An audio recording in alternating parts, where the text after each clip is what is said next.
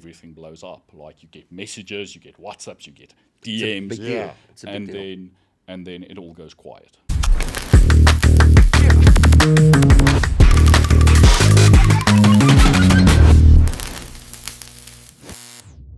Hey guys, and welcome to the Recovery Room. I'm JC Snook.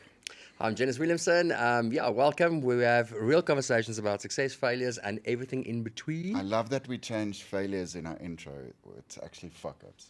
Yeah, but some people don't like the word, so we have to say F***ups. Fame fuck-ups and fixing it.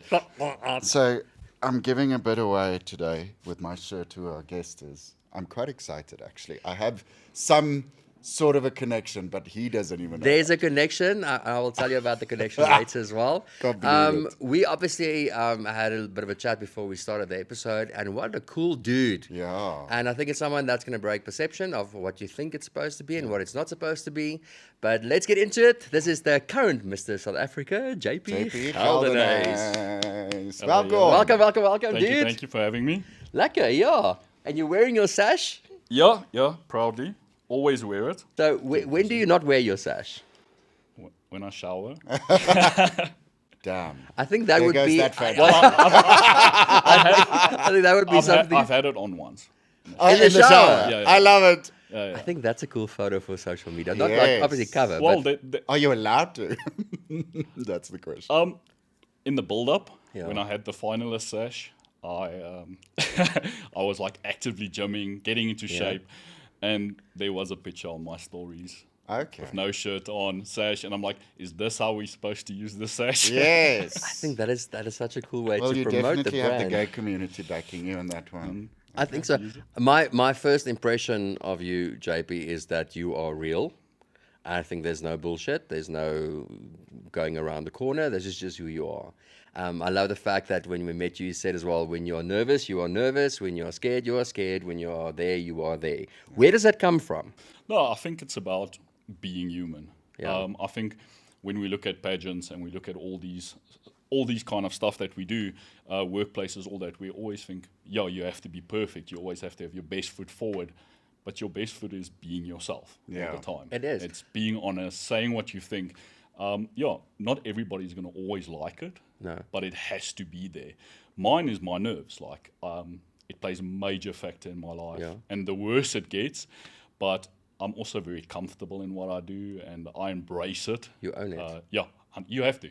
Because when I was younger, it was standing in school. You'll see I like shake all the time. In school, it was like you have to give these speeches and in front of the class, and you're like, you feel so bad doing it, and people mock you and all that. Where now I'm like, listen, there's nothing wrong with me. I'm perfectly fine. This is who I am. It's not a condition. No, it's not a condition. Is I'm it not having like a medical condition that you checked out, or is it just part of... We have actually. So naturally, I do shake.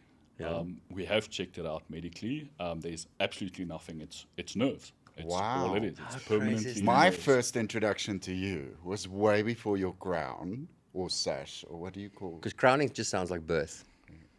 Wow, so- you went deep there. Oh yeah. No, Literally. the sashing. I mean, Sashing. I do have crowns, but no, it's sashing. So obviously, talking about that Wait, crown. before we carry on, for you that's listening, that's not watching, JP has the most beautiful teeth. Beautiful. I think if we switch the lights on, it will shine. Yes. They Lights off. I would hope they reflect light. I love Listen, it. so I was on TikTok and I saw this guy in his wow. car keys and miming all these comedy skits. That's where I Really? first he was doing comedy skits on TikTok. Yeah, I used to. Then why are you? Why not, don't you do it anymore? I miss it. And why are you not signed to our agency? Yes. It was a time before I went into corporate. I had a lot of time at home, and I Kwetsetter, Yeah. Timothy Kwetsetter. Yes. I saw his videos about, because he's obviously talks about sex and all that kind of Yeah. stuff. Yeah. And I found it very funny. Yeah. And then I started mimicking him. So I did voiceovers on his stuff, and then I used to do the funniest videos, but with his voice. And your videos did well. Yeah, they did very well.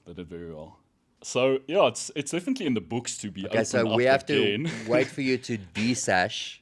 And Sounds then- painful. When you desash, No, because then it's like It's like you're cutting not off your yourself foreskin. all the time. Okay. So I think for the build-up, it was, okay, let's be a little bit more prim and proper. Yeah. But I am definitely more in that space of, okay, now let's get back to all that kind of stuff. The stuff that people relate to every day, the stuff that people find funny.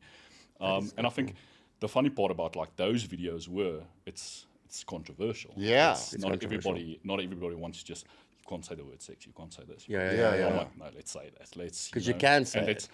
let's have the open conversation, the comfortable conversations and stuff. So yeah, that is what I was doing, mocking. But that's the voiceovers. thing about we speak about responsibility of owning the fame that you gain or get from whatever you do, is you have a responsibility for the people out there to be honest and truthful, because being this fake crown wearer that's just perfect, it's unreachable. It is unreachable. 100%. I can't be that guy. No. So I'm not going to look up to you. You know what I mean? No. Where if I can relate to your fuck ups, I can go, great. I'm also human. You know what I mean? Well, that's one of the biggest thing. And so this year, Mr. South Africa is going to work a little bit different. Okay. So where generally we've got our whole journey that you go, because it's like 9 months. So you go from about 64, 65 guys, you go up to the top 10, and then it actually starts where everybody gets involved. This year, I'm actually going to be involved hands-on from the start with the 65. That's amazing. Because the thing that, and what I campaign a lot is, there is no perfect. Because now you think, sure, my hair must be like this, my teeth must be like this, and I'm big on that. But like, you have to have you can have no skeletons in the closet. You can't have any of that. Or you can't do this kind of stuff. You can't be a representation, or you can't be a example to others. Where I'm like, no, come as you are. The best thing I ever did was, so Mr. South Africa was the second contest I did. Yeah, that one, Mr. Global, eh? I did Global first, which was the year before. Yeah. I'm You glad came second. I came second. Yeah. Well, that's a good thing. If you come first, it's a bad thing. No, Okay. just go again. Anyway, but I mean, I did that 2 years ago, and it's the best thing I ever did at my age. Yeah. You know, I just turned 36. Yeah. I'm glad I didn't do it when I was younger, because I think I grew so much more into myself. But I can also be the guy that tells you now that come do this kind of stuff, because there is no that ticking box. These kind of competitions and stuff, it's not about how you walk, how you look. Yeah, it's a part of it. Yeah. But it grows you as a person. It does. Into how you should actually represent and be yourself, and what actually inspires. How do you make the connection with someone else? Exactly. And it's not that perfect. It's not that. What we spoke about as well is that I love the fact that your NPOs and the stuff that you've been doing for kids and for people and regarding mental health happened way before you even decided to enter for these competitions. And I think that is important, where you don't just have to do it in the couple of months leading up to a competition, because then it's not based in that reality of who you are. No. Why is the mental health journey so important for you? So I can't say I didn't have a hard upbringing, but it was tough. Like, my mom passed away when I was 10 years old. My dad wasn't part of the picture. I grew up with my grandparents. So you do have those moments. You're in school, you want to be the best, you play all these sports, you hope that your dad pitches up, or you wish your mom was there. And it all builds up. And I'm the kind of person that I like box it all in, box it all in, box it all in. And then I got to a point 2 years ago where, it got too much. Like, it just started to, I can see how it affects my mood, how it affects how I think, my decisions. So like I mentioned, I did a 40-day fast on it, which helped me just to kind of unbox some of that stuff. But mental health, it's important to me, because I think we all deal with a lot of stuff that we don't talk about. Or we pretend we're tough and we're okay, and you know, the smile, but what happens behind that smile? So I'm big about just always be yourself, be real. And everybody that knows me, everybody that I WhatsApp and text and call, they know, like, come to me. Like, I'm not the guy that's going to judge you. I might tell you about the fork, but I'm also going to be the guy that says, yes, I understand, and how do we work through it? Because everything we do, it affects. And I think it's the real thing. We had an episode where we spoke about masculinity as well. And I think what you basically are saying is that masculinity is being able to be weak and share how you feel. But where does masculinity and the Mr. SA title and you, merge. Yeah. So I think one big thing that we as a group changed last year, because there was no individual doing this, it was us as a group, was we all campaigned mental health. It was massive with all of us. It was all 10 different guys from different backgrounds. But we all know how important that is, and that's what Mr. South Africa is kind of doing at this point, is changing the whole, how can I say, how the how people Perception, perceive it. Sorry, ek baie Afrikaans. Yeah, like it. But they want to change the image of what is okay to talk about and what is the good example of what a man should be and can be and could be, and that kind of stuff. So it's very important, and I think it's important to talk about this stuff, because like I said, you end up building stuff up, and I think it's more to your detriment than it is to your well-being. And you have a tattoo about that 40-day fast. I do. Getting into that. 40. And you put 41 down. So tell me the 41 angle, and then we'll go into the tattoos, because obviously Mr. Perfect shouldn't have tattoos, and we're full of them. So, Well, Ken doesn't have tattoos. Yeah. And Ken is the perfect man. So, firstly, my tattoo started 3 years ago, but when I got on the train, I just climbed on it. But everything I have has significant meaning to me. But the 41 it's a lot of about a Bible reference. So it's I saw it on social media, not the tattoo. I saw the 41, and there's in the Bible in total there's 27 references to the number 41. So if you look at Noah's Ark, there was rain for 40 days and 40 nights, and day 41 it stopped. So the 41 it's more of and that's why it's Yahweh. I can physically see it and every day when I look at it. It's a reminder that your day 41 is always coming. Don't worry about the hardships. Don't worry about all the tough Don't worry times. about the 40 days. No, don't worry about the 40 days. 'cause You'll always have your 40 days. That's gonna happen. That's amazing, You must though. just push through it. I mean, if I can show you, I have the 40 days now, but before it was a +4, Oh, yeah. and it's still and it has been in my phone cover for the past. It's a Uno card. It's the For- plus for for Uno plus card. 5 years. Uno card, And this it started out as a gym thing, actually, because my phone is always like this next to me in the gym. And it's about when you're doing that extra set and you get tired, just do that 4 extra reps. So it's a just mental, that extra- it's a mental Yeah. thing, and you have to physically see it. And I built this into my life and saying that, just keep on going, let life keep on throwing, and you just keep on going. And then, like I said, I went into a bad space 2 years ago, and I did the 40 days, and my day 41 came, and even after that, I'm back in a 40 days again. At this moment, I'm in a 40 days again, and it's okay. So- I think I can deal with it better. So obviously there's a lot of stuff going up for you. We can't mention everything, but we can mention that you also want to do your MBA. Yeah. Why is that important to you?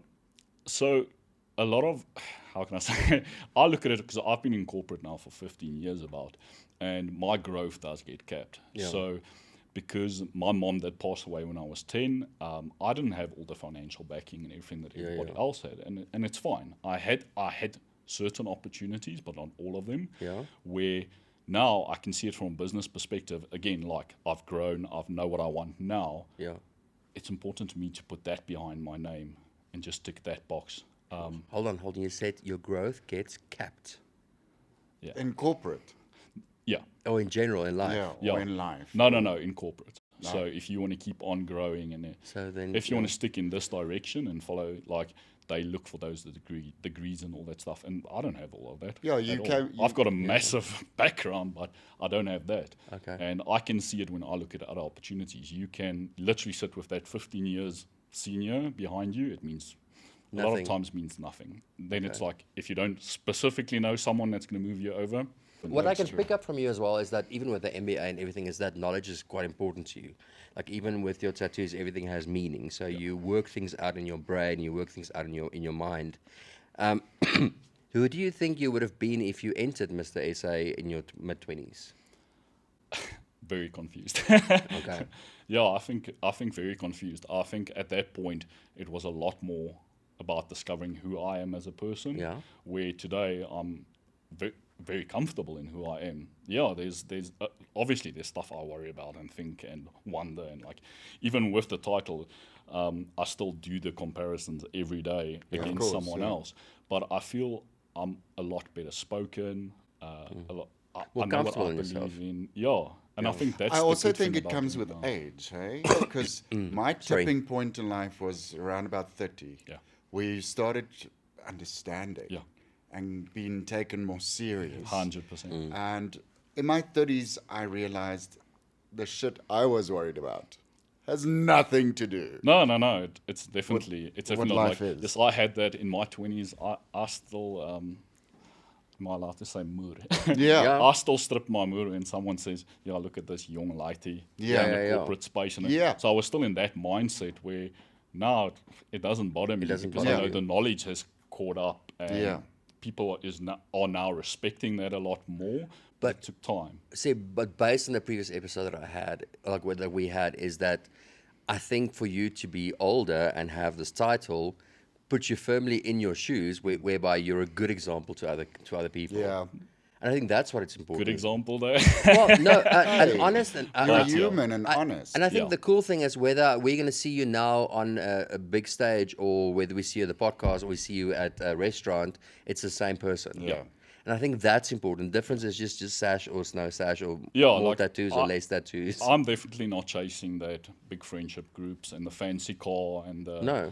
no, I don't chase that anymore because again, I'm comfortable in who I am and the person you're going to meet downstairs, the guy you're going to meet in a corporate office, the guy you're going to meet on a stage, it has to be the same person. Yeah. Because if I'm not that, then what version of fakeness am I? So Mike, Yeah. Sorry, I wanna make a bit of a intriguing question. because I was about to take you out. Yeah, wait. When you got the title, did your DMs change? Let's put it that way. You got a bit more offerings and They got busier. They Yeah. got busier. But I think I must say people do have a different perspective of what it is. I Okay, mean, yeah. I had it as well. Yeah. I had a conversation with one of my friends and I said, like, yo, can you imagine like top 5, top 3, you win, whatever, life changes. Like, Yeah. it changes overnight, it changes immediately. And that first day or two, like everything blows up. Like you get messages, you get WhatsApps, you get DMs. big deal. Yeah. It's a big deal. And then it all goes quiet. Yeah. It all goes quiet. And that's when people want to see what are you actually standing for. Yeah. But you must also then align yourself with what is real, who is real. Who is real. I can definitely tell you I've been in a few conversations and been around certain people that I've questioned that as Yeah. to why and how Yeah. they are around all of the sudden, yeah. or the stuff that are people making a bigger deal than what I think it is sometimes. Because again, I don't think the title changed me at all. I think We just- call it something else. Excuse my language. We call it fame fuckers. fame fuckers. Yeah. It's the people that latch onto success, but for their own benefit. 100%. And I think that's a big thing. So, side note. So, my dear co-host JC entered for Mr. SA a few years back. When was that? 2011, I think. Was it 2011? Were you That's how 12? old I am. No, that's just how old I am. And I remember, and then I remembered going through the process when he was doing his videos and doing all his entry stuff, how big deal Mr. SA is. And I think before that, I mean, like one of my friends won it a couple of years back, and then we sort of laughed because like, oh, that's a cool title to have. It's like He-Man. Yeah. Yeah. To have that. But it's changed so much. Yeah. And I think as Miss SA just carried on, Mr. SA just kept on building, and now it's this big, big brand. Yeah. But then for you, what do you think is the biggest misperception of Mr. SA and the brand? I think it's that people think you're a model boy standing on a stage where it's the title is it's a stepping stone. It's a stepping stone to build onto your charities, to build a foundation of being an example for others, to lead others. And I think that's what's important for me about the title is what I can actually do with the title meaningfully. So yes, the title is a big deal because it opens a lot more conversations and doors that you might struggle a bit more to get into or get people to take you seriously about. yeah. So the title definitely helps about that. But I think, people have this perception that, it's about it's about looking good, wearing the best suit, having your hair perfect. I mean, when we were practicing, we had our finals week, so we had to practice the stage question.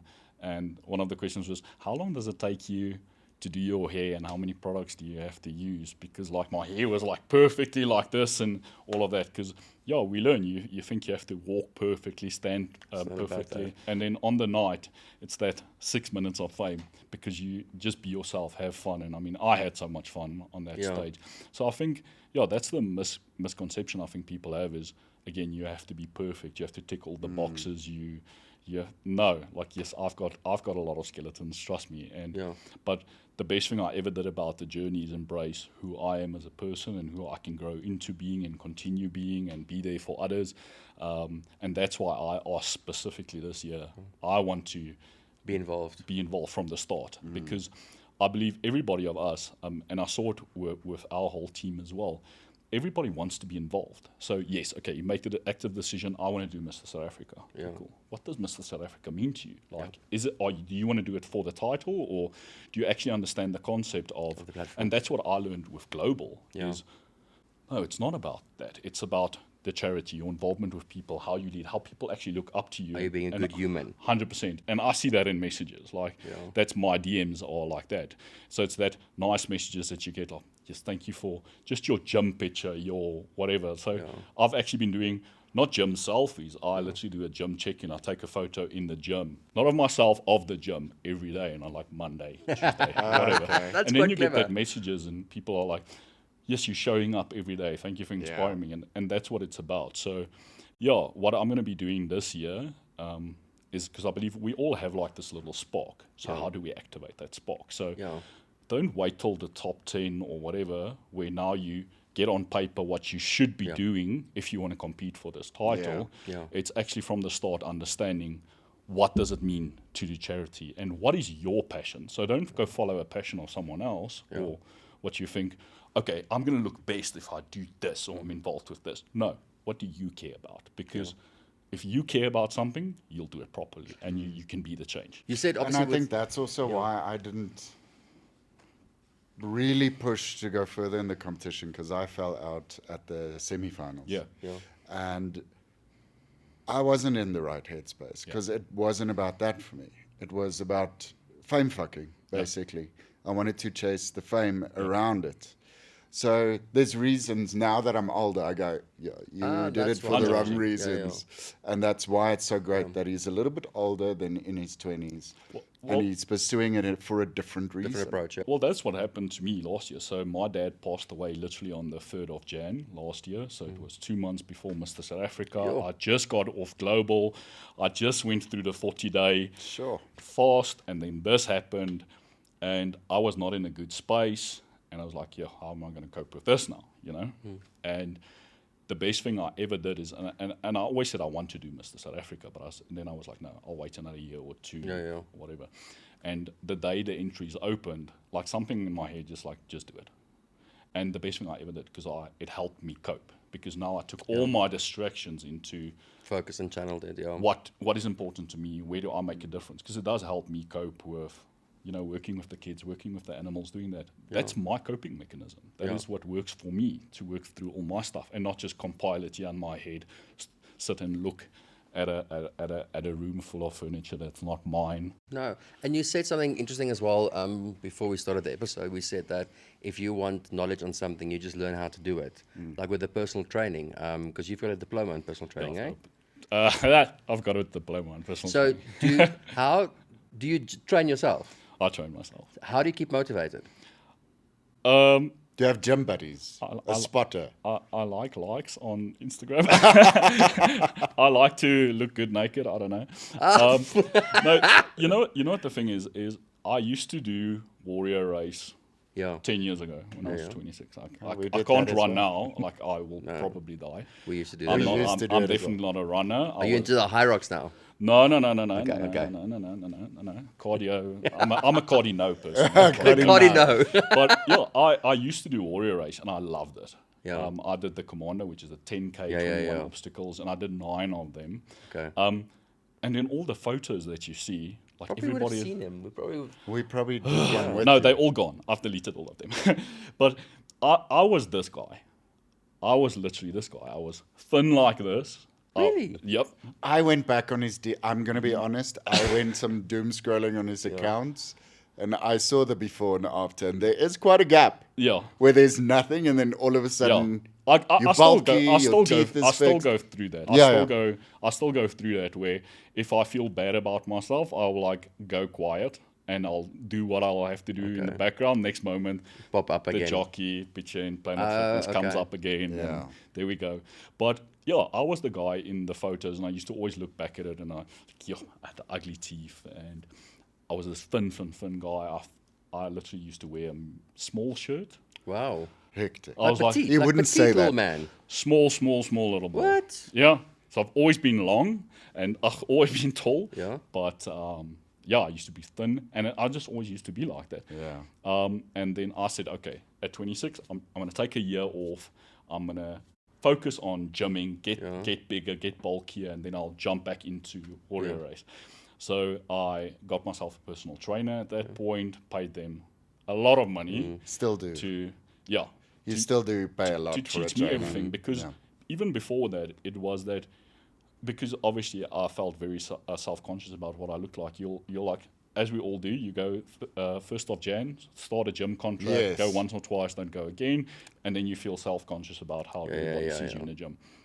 So I got the trainer, trained with him for about 6 months, and then I was like, you have to go. You cost me too much money. Yeah. You know, and then I made that switch of, but why am I paying someone if I can learn everything about it myself? Yeah. Yeah. And that's the nice thing. That's what I did. I literally took the time. I enrolled, and so a lot of people just do the certificate, and I went for the diploma. So you learn the anatomy and all that about it as overachiever. well. Beautiful. But it was, I can tell you now, I know how to get my body into shape. Because you know your body as well. I know it. I know what works for me, what helps. And I mean, this is another thing that happened to me last year. Literally in May, I tore my bicep off. How do you tear your bicep? In the middle of Mr. South Africa, here we go. No I'm way. like, What? yeah. So For weightlifting. I wish. I was playing it. So I was at gym, went to work, and then I literally just picked someone up in a funny way, and you hear that snap, and it was off. And I stayed at work that whole Friday still. I'm like, arm is paining. You feel like something's wrong. Yeah, something is wrong with it. Got home that night, and I'm like, Omar, my arm is fucking sear. That's just what I did. And then that next morning, I was like, no. So I went to the doctor. He's like, you're going to the hospital. They have to check. So they did a scan, and like I tore it off on 3 places. So they had to operate. No ways. I was literally in a cast. They put the cast over here. It's still here. You wear that for a month, and then you wear it with a brace, and you have to wear the that's brace through for the process another of month. The process of Mr. SA.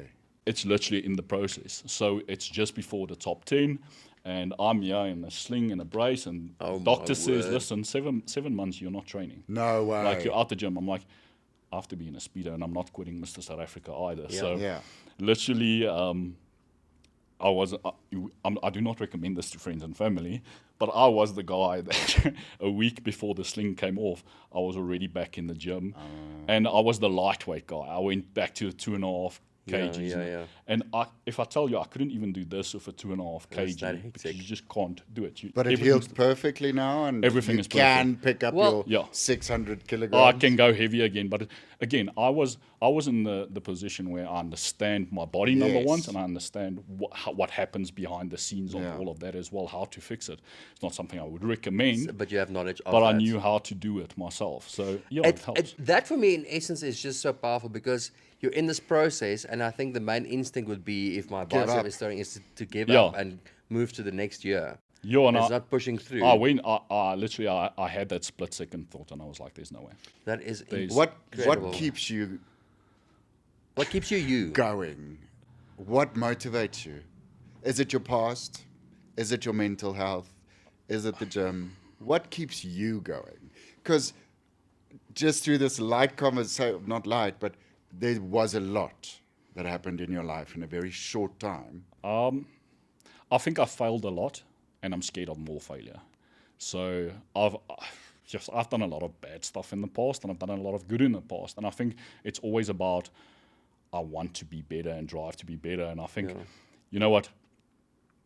Mag je nou wel, nee? So literally, in our finals week, the Friday before we went, we had SNS Aesthetics come through from Cape Town. They did our faces, and now all the modeling and stuff comes in, and all the nice treatments comes in. And there was actually the guy who voiced Big Brother. Yeah. He actually came over, did some interviews with all of us, and I'm the first guy he talks to. So you sit there on a couch, and they have this interview, and he's like, "Listen, talk Afrikaans, English, just what you want. Yeah. To be yourself." And it's funny how he catches you. Like, he talks to you like this, and then like just ask some questions about your past, etc., like that. And obviously, I mentioned at some point, I'm like, "Listen, my dad passed away, my mom passed away, and whatever." Talk past it, and right at the end, he says to me, he's like, "Listen, if your mom and dad were standing right here with now, Oh, my what word. I'm like, immediately crying. Yeah. I'm like, you cannot ask me that question, but it was, and I think I grew up in that. I think, how can I say, I was a daddy's boy, and we had a very strained relationship. Yeah, always. because you said he was quite Yeah. missing in action. In Yeah, life. he was doing his, and it's fine. I mean, you know what? My mom passed away literally when she was my age. She was 36 years old. And my dad was 37 at that point. So Sure. I couldn't understand it when I was younger. But then Yeah. I look at it now and I'm like, yeah, I don't have everything figured out now. I'm like, how do you expect him to have everything figured out at that point? So unfortunately, he made the decision that his coping mechanism was different. So I went and stayed with my grandparents. But yeah, it was. I always try to impress him, get him happy. Like, at what point am I gonna now be your boy? When are you gonna be proud? And Yeah. like my dad was that type. Like, he'll talk about you behind your back. Like, he'll talk about your wins and your glories. But won't say anything to your Never, face. never. It's a very Afrikaans thing as It's well. a Yeah, Afrikaans very. thing to have. Very Afrikaans, Very. old, ductile, boere. 100%. It is exactly that. And I think that's what fucked our Afrikaans boys up growing up. Oh, yes. Because we're trying to impress the unimpressed. Yeah, it's like there is literally no winning, Yeah. and you grow up, and I was the same when I was young. I was very vocal, and I always used to give my opinion, even to him. So I mean, that was part of our relationship that went so. But I would always say, like, I don't agree to this. I don't, because when I grew up with my grandparents, yes, my grandfather in my eyes is the best person in the world, and I've got his personality, and even till now, I still have my gran, and I love her to bits. And I look at it how they look at their kids and their grandkids and whatever. And I mean, I heard my grandfather was a strict guy, but with all the grandkids, we were everything to him. Like, there's nothing he didn't do for us. So it was always weird to me that my dad, was my dad not like that, but my grandfather is like this, you know? So I think, going back, I think the stuff that motivates me is I know those people are there. I know whether they are still alive, passed away, They're backing you all the way still. I literally had a conversation yesterday. One of my mates, his dad, it's the anniversary of his dad. Therefore, I sent him a message. I'm like, yes, thinking about you, Strongs, whatever. I'm like, your dad's proud of who you are. Because, like, I see this stuff on social media. And we had the conversation. He's like, yeah, but isn't your dad also? I'm like, yeah, my dad and my mom. He's like, yeah, sorry about that, whatever. I'm like, no, dude, listen. I know it sounds weird, but I always say to people,